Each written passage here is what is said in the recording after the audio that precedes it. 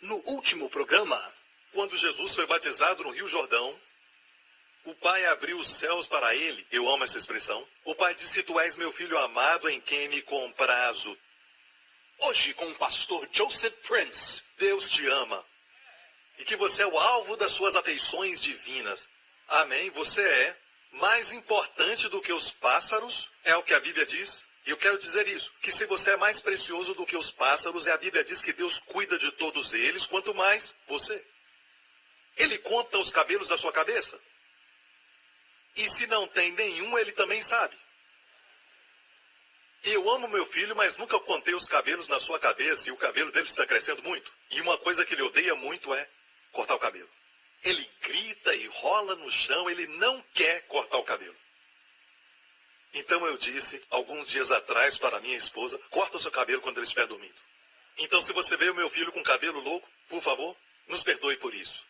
É a culpa do seu pai. Amém? É a Terceira Guerra Mundial quando vamos ao barbeiro. Ele odeia. Então, Deus, veja, se importa tanto conosco que não há detalhe na nossa vida que não seja importante para Ele. Tudo Ele leva em conta, tudo é importante, tudo Ele coloca sua atenção. Ele diz assim, que nenhum cabelo da sua cabeça cai sem o conhecimento do Pai. Em outro lugar, diz que os seus cabelos são contados. Amém? Demonstra cuidado.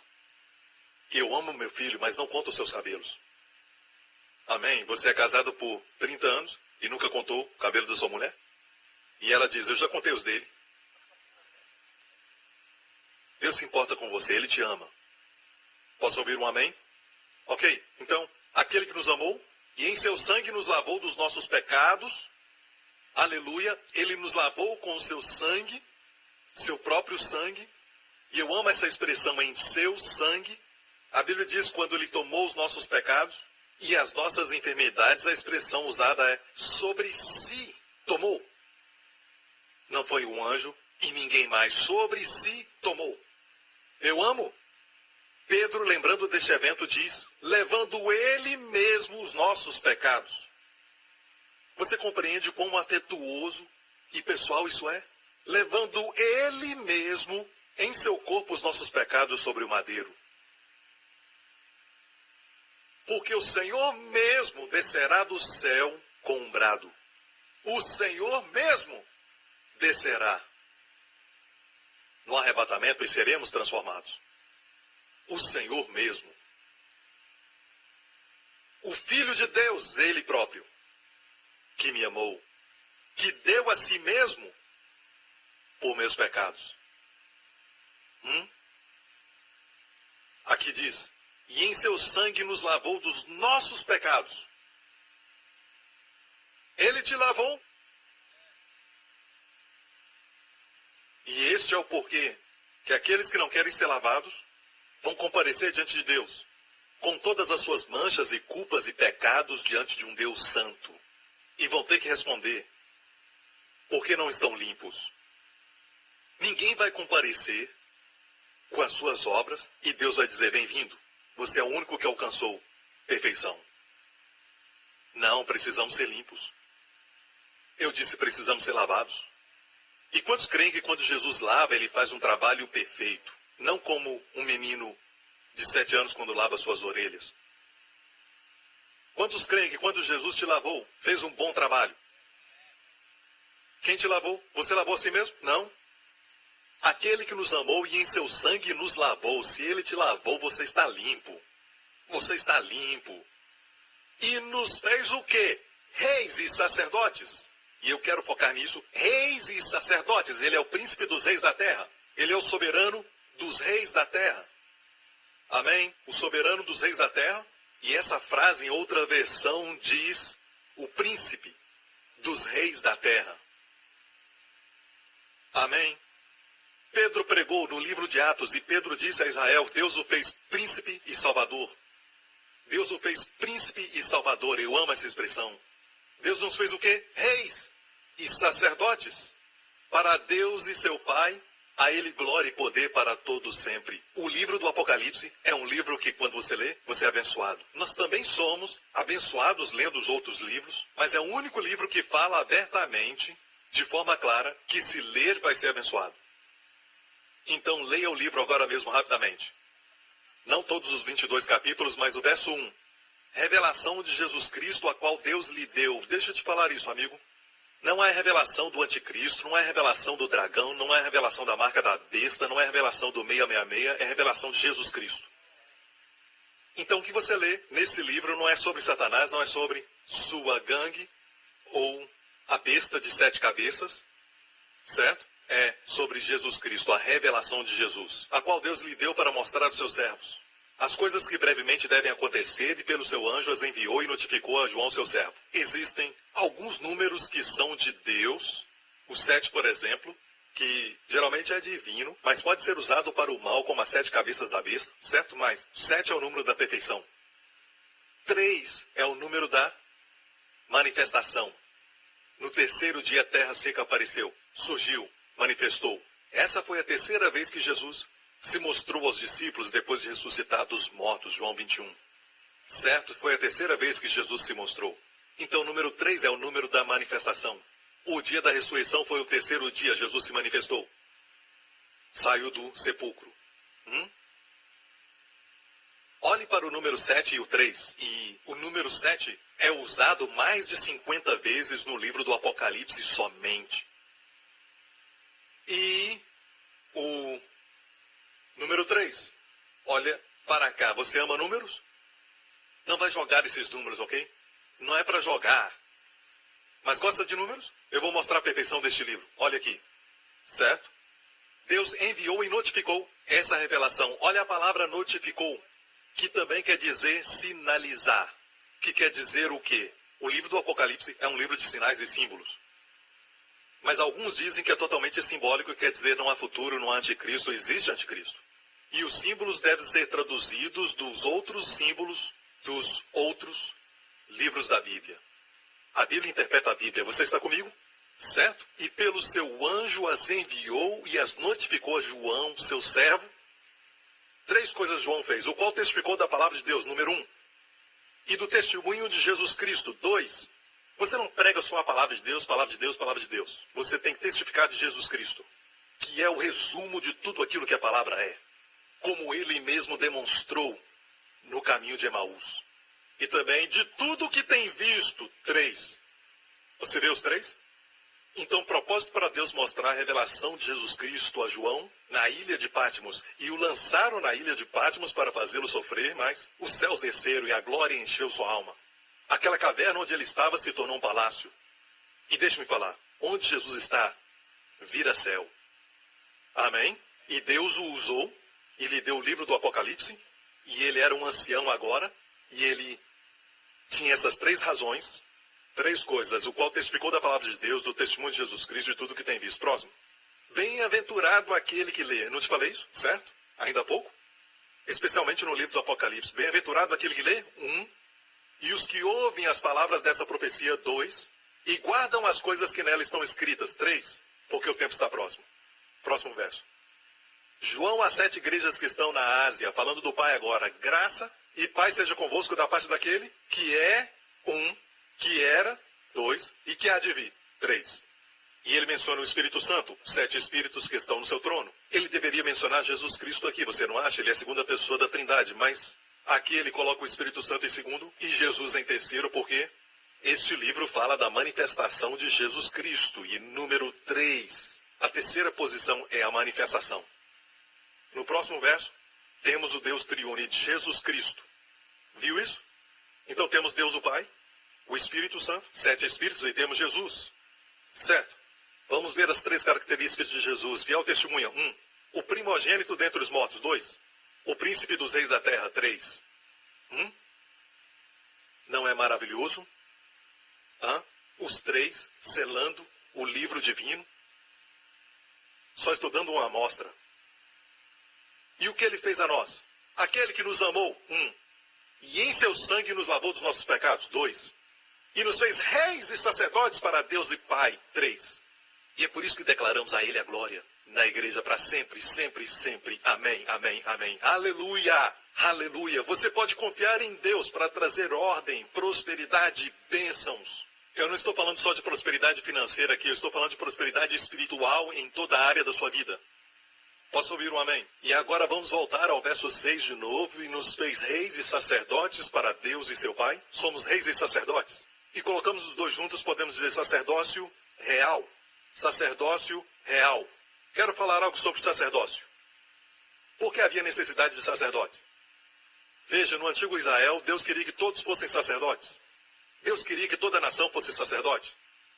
E Deus queria um reinado de sacerdotes. Deixa eu provar isso para você. Deus os tirou do Egito. Amém? Apesar de serem murmuradores e reclamarem, Deus os tirou pela sua graça. Deus abriu o mar vermelho pela graça. Deus transformou as águas que eram amargas em águas doces. Pela sua graça, Deus trouxe a eles maná do céu pela sua graça, mesmo tendo eles murmurado e reclamado o que é pecado. Mas Deus não retribuiu aos seus atos. Parece que Deus não retribuiu. Porque a graça não é uma questão de quem o homem é, mas de quem Deus é. E é por isso que a lei fala para o homem o que ele deve ser. Não fala ao homem o que ele é. A lei não fala ao homem o que o homem é e nem fala quem Deus é. Fala ao homem o que o homem deve ser. Certo? Jesus veio e mostrou ao homem o que ele é, um pecador. Então Jesus vem e mostra ao homem quem Deus é, o Salvador de pecadores. E é por isso que não olhamos para a lei para receber revelação, que nos liberta. Olhamos para Cristo. Amém? Então a Bíblia nos diz que, quando eles estavam no deserto, Deus deu o maná e eles reclamaram. Depois tiveram sede. E eles esqueceram que Deus tinha transformado as águas amargas de mara e tornado doce. E depois de alguns dias eles reclamaram de não ter água e Deus trouxe água da rocha. E a água fluiu como um rio, a Bíblia diz, no deserto. Então Deus os trouxe a um lugar chamado Refidim. Os inimigos atacaram e Deus deu a vitória de uma maneira interessante. Quando erguiam as mãos de Moisés, havia vitória. E quando as mãos de Moisés desciam, havia derrota. E as mãos de Moisés eram erguidas por Arão e Ur.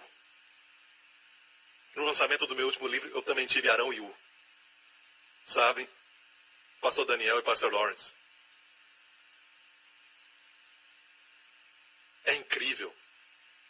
Deus os amou o tempo todo. A murmuração deles nunca parou o Senhor de derramar sua graça.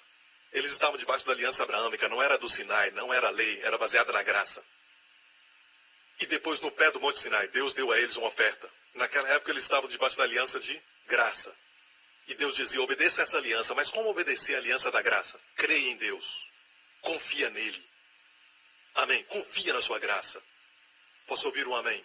E é isso que Deus disse ao pé do Monte Sinai. E subiu Moisés a Deus e o Senhor chamou do monte, dizendo, assim falarás à casa de Jacó e aos filhos de Israel, vós tendes visto o que fiz aos egípcios, como vos levei sobre as asas de águias e vos trouxe a mim. Essa expressão, asas de águias, quer dizer, pela graça. Deus os tirou da terra do Egito até o pé do Monte Sinai, sobre asas de águias. Quando você está nas asas de águias, você não corre, não anda, você voa. É como indo daqui para a América, você não tem que ir de barco, você não pega transporte terrestre, amém? Você voa, descansa e voa. É um retrato da graça. Literalmente, este período foi um período de pura graça. Então, se asas de águias quer dizer graça, quando Deus renova a sua juventude, como a das águias, o que quer dizer? Tem que entender a graça. Ou não será renovado. Então aqui diz, como vos levei sobre asas de águias e vos trouxe a mim. Verso 5. Está aprendendo? Está sendo abençoado? Amém? Agora, pois, se diligentemente ouvides a minha voz e guardares minha aliança. Mas que aliança é essa? A aliança de Abraão. A aliança incondicional. Então Deus disse, fica nessa aliança. E vós sereis minha propriedade peculiar. Na graça, você será a propriedade peculiar a Deus, dentre todos os povos. Porque toda a terra é minha. E vós me sereis um reino sacerdotal. O que é um reino sacerdotal? Nunca aconteceu na terra sacerdotes serem reis e reis sacerdotes? Até Melquisedeque chegar. Nosso Senhor Jesus para encontrar com Abraão. E agora tem um reino sacerdotal. Quer dizer que todo mundo é rei e sacerdote. E vós me sereis um reino sacerdotal e o povo santo. Essas são as palavras que falarás aos filhos de Israel. Deixa eu falar o que aconteceu. Moisés desceu do monte com essas palavras. E eles falaram isso. Kol asher debir Adonai aseh. Tudo que o Senhor tem falado, que tem mandado, faremos. Moisés subiu o monte e falou para Deus o que o povo disse. Deus muda o seu tom, você sabe da história. Deus disse para o povo, não se aproximem. Ele nunca teve essa atitude, na verdade ele estava perto deles. Na coluna de nuvem durante o dia, na coluna de fogo durante a noite, ele os levou. O Deus que é santo estava perto deles, e eles não pereceram. E agora então ele diz, não se aproximem do monte. Isso foi em Êxodo 19, próximo capítulo, Êxodo 20, pela primeira vez os 10 mandamentos são dados. Porque o povo se orgulhou. Disseram, Deus não nos abençoe somente por causa da sua bondade, nem por causa da sua graça. Sim, o Senhor nos trouxe até aqui por causa da sua bondade, atravessamos o Mar Vermelho por causa da sua graça, mas Deus trate conosco também por causa da nossa fidelidade, porque podemos cumprir tua lei. E Deus muda o seu tom. Se vocês querem que eu vos trate de acordo com sua obediência, então, baseado na minha santidade, não se aproximem, ou vão morrer.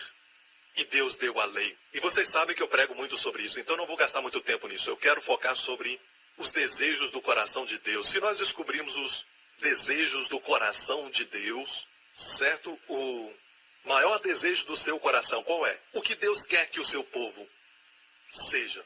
Eu já te mostrei que Jesus nos amou, nos lavou para nos fazer reis e sacerdotes. Então você vai ver que Deus queria que toda a nação de Israel se tornassem sacerdotes. Mas o que fizeram? Construíram o bezerro dourado. E eles falaram que podiam cumprir a lei de Deus, tudo que Deus mandava. E eles fizeram o bezerro de ouro. Deus usou a tribo de Levi para destruir 3.000 pessoas. Certo, naquele dia, o dia de Pentecoste, o primeiro Pentecoste, 3.000 pessoas morreram. E Deus usou a tribo de Levi. E Deus disse para a tribo de Levi, vocês serão sacerdotes, para mim de agora em diante. Deus queria que a nação fosse sacerdote, mas a nação falhou. Então ele pegou a tribo de Levi, que é um Israel dentro de Israel. Você entende? Agora, olha só isso. Lawrence, vem aqui. E, irmão, deixa eu escolher alguém. Você. Mais em cima, um pouco mais. Este é Deus. Eu gosto de mostrar Deus com músculos. E esse é você e eu. Ok? Certo. Um sacerdote segura a mão de Deus. E segura a mão do homem. Certo? E o sacerdote coloca os dois juntos. Quer dizer que houve uma separação? Agora, se você lê o Novo Testamento, tem palavras que são usadas no grego que falam sobre a reconciliação. Certo? Entre Deus e homem. Mas não foi culpa de Deus. Ele quer reconciliar. Nos separamos por causa das obras más. Mas agora ele nos reconciliou consigo mesmo. Não é que Deus precisava de reconciliação. O homem precisava reconciliar. O homem tinha pensamentos maus para com Deus. Tinha ressentimento contra Deus. O homem culpava Deus em vez de si mesmo. Certo? Deus, na sua santidade, ele ficava ofendido pelos pecados do homem. Ok, mas o coração de Deus quer o homem. Amém? Deus não tem que correr para o homem. O homem tem que correr para Deus. Para haver reconciliação, tem que haver um sacerdote. Para dizer ao homem quem Deus é. Este é o ministério sacerdotal. Falar ao homem quem Deus é. Ir a Deus e orar pelo homem. Interceder pelo homem. Pedir a Deus sabedoria para lidar com o homem. É o que você faz com seus amigos. É o que você faz com seus familiares. Você é um sacerdote. Mas em Israel, mesmo naquela época, no Antigo Testamento em Israel, nem todos eles eram sacerdotes. O desejo de Deus era que toda a nação se tornasse sacerdotes. Mas Deus teve que encontrar um Israel dentro de Israel. E assim também no corpo de Cristo, todo mundo é sacerdote. Mas nem todo mundo funciona como sacerdote. E alguns perguntam por que as bênçãos não são manifestas nas suas vidas, porque Deus cuida dos sacerdotes. Você me ouve? É claro que você não pode fazer isso sem o sangue. É só através do sangue que você pode ser sacerdote. Que sangue é esse? O sangue de Jesus? Ok, muito obrigado.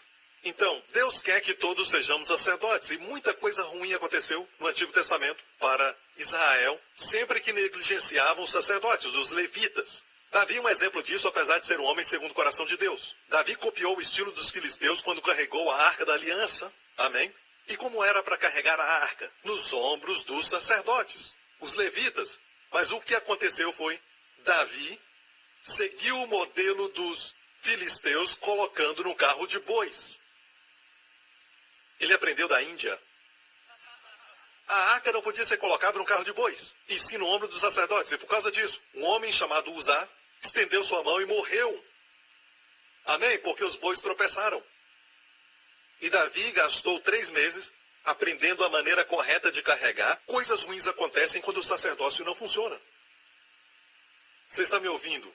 E no último livro do Antigo Testamento é o livro de Malaquias, que fala sobre a tribo de Levi, sobre os sacerdotes. E Deus diz, porque vocês não trazem o dízimo? Meus sacerdotes estão indo trabalhar no campo, porque os dízimos não estão sendo dados. E Deus diz, é por isso que a maldição está sobre o povo. Ele não disse, eu amaldiçoo vocês. Ele disse, vocês estão experimentando a maldição. Agora, irmãos, entendam que Deus quer que os sacerdotes trabalhem. E o que tiver que fazer para o sacerdócio funcionar, e por favor, vou dizer isso, eu não estou falando daqueles sacerdotes de algumas religiões que se acham mais santos. E eles falam assim, eu sou o sacerdote aqui e vocês são leigos. Clero e leigos quer dizer, certo? Tem uma classe de pessoas que está perto de Deus, ok? E vocês são leigos. Eles oram por você quando você vai a eles, certo? Você deixa que eles orem por você. Você não quer tocar em Deus, você não quer orar a Deus, certo? Afinal de contas, você está em pecado, então não pode chegar a Deus. Essas pessoas são santas. Deixe-me falar isso. Eu respeito anciãos, líderes, pastores. Eu sou um pastor, eu sou um líder, eu sou um ancião. Mas permita-me falar isso. Nós estamos aqui para te levantar e estarmos debaixo de você e não acima. Ok? Então por que você está em cima? É para você me ver melhor, é conveniente, é prático. É para que todos possam ver. Amém? Você entende? É conveniente, é prático. Eu só quero falar para você que não existe nada de clero e leigos. Somos todos sacerdotes. Você me entende? Tem aqueles que trabalham em tempo integral. E a Bíblia diz para honrá-los com grande honra, sim. Mas não é necessário que eles orem por você. Você tem tanta influência com Deus como eles. Amém. Você também é tão ungido diante de Deus como eles. Ok? O tempo corre, gente. Não me distrai, por favor. Então esse é o plano de Deus e propósito. Toda vez que o plano não é executado, até no último livro de Malaquias, você vê como seu papel de sacerdotes. Existem problemas financeiros, problemas na colheita, problemas nos negócios, problemas em casa. E a Bíblia diz, eu purificarei os filhos de Levi. O livro de Malaquias fala de voltar a exercer o papel de sacerdote. Amém? Mas, pastor Príncipe, eu não quero vestir roupa branca. E é por isso que o diabo colocou isso na sua mente. Para ser um sacerdote, você tem que viver em santidade. Mas você vê que a santidade da qual Deus fala é uma santidade que você pode se aproximar. Quantos creem que Jesus é santo? Rei, perfeitamente santo. Mas você sabe o que quer dizer santo? Você vai à Grécia hoje e eles dizem, ok, não misturem essas bolachas. Estas são mais salgadas e essas mais doces, ok? Então tem que comer separadas, não comam juntas. E quando usam a palavra separada, hagiosmos. O que é? Hagiosmos. Então, hagiosmos é separação. Hagios é santo. A palavra santo quer dizer separado. Por exemplo, coisas que são tão preciosas, diamantes que você nunca me mostra, que você os mantém no cofre, certo? E você nunca me dá a combinação. Por quê? Porque é tão precioso que para você é separado, por causa da qualidade. Então, no mundo onde tudo é comum, por que os diamantes se destacam? Porque o mundo inteiro está cheio de pedras e britas. Você é um diamante. Diamantes se destacam pelo brilho. Quando Deus diz sejam santos, está dizendo não sejam comuns. As pessoas ficam nervosas rapidamente. Não sejam assim. Não sejam comuns. Amém? As pessoas não perdoam e esquecem. Bem, não seja comum. Você perdoa e esquece. Amém? E o mundo também não dá nada em troco de nada. Você vai ser diferente. Seja uma bênção. Amém? O mundo ama as pessoas que são atraentes e recompensa aqueles que são bonitos. Não seja comum. Você vai dar atenção àqueles que não são tão bonitos. E alguns deles estão ali pedindo dinheiro. Você não sabe para que eles estão pedindo. Uma senhora me pediu dinheiro recentemente e eu estava saindo E eu olhei para ela e eu já tinha dado dinheiro para ela um tempo atrás. E ela veio de longe, eu olhei para ela e disse, Senhor, me livra disso. Porque eu sabia que se ela me visse, ela ia se lembrar do que eu fiz para ela. E de fato, ela me viu e veio na minha direção. E ela tem mais ou menos 60 ou 70 anos de idade, mais ou menos. Um pouco velha. E eu orei para Deus me livrar. O Senhor me disse, filho, eu não te abençoei para fazer orações assim. Fiquei com vergonha de mim mesmo.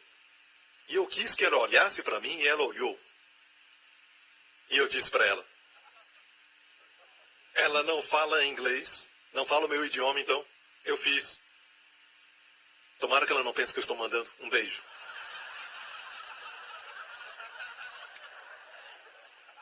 Não é para fumar? Ela disse não. Ela disse, ok, ela pode estar mentindo, mas sabe de uma coisa? Aqueles $10, se eu perdi, não significa nada. Deixe-me ser um bobo, então. Ok? Mas fez uma diferença para ela. Prefiro cometer um erro em ser generoso do que cometer um erro sendo pão duro. Então quero que você saiba disso, certo? Pessoas como essas, na grande maioria, olhando superficialmente, não são atraentes. Muitos que precisam do nosso amor não são atraentes, mas Jesus disse, que galardão tereis, que fazeis demais, se saudardes os que vos saudam e amardes os que vos amam. Jesus disse isso no Sermão da Montanha. Vocês são sacerdotes, igreja, certo? Não somente isso, mas a Bíblia diz que vocês são também príncipes. Vocês são reis. Você deve ser realeza, ou seja, a santidade dos fariseus é dura, é agressiva. Sou mais santo do que você, não se aproxime. Mas a santidade de Jesus era tal que a Bíblia diz que as pessoas comuns o ouviam com alegria. Ele era capaz de estar com eles, mas não ser contaminado por eles. Na verdade, eles foram tocados pela sua cura. Eles recebiam o que ele tinha, o que ele tem e quem ele é. Ele nunca recebeu o que eles eram. No próximo programa, eu estou falando como Deus vai facilitar tudo que você faz. O seu ministério vai ser facilitado por Ele. Coisas que você vai fazer, Deus vai prosperar. obrigado por sintonizar no programa de hoje. Esperamos que tenha sido uma bênção para a sua vida.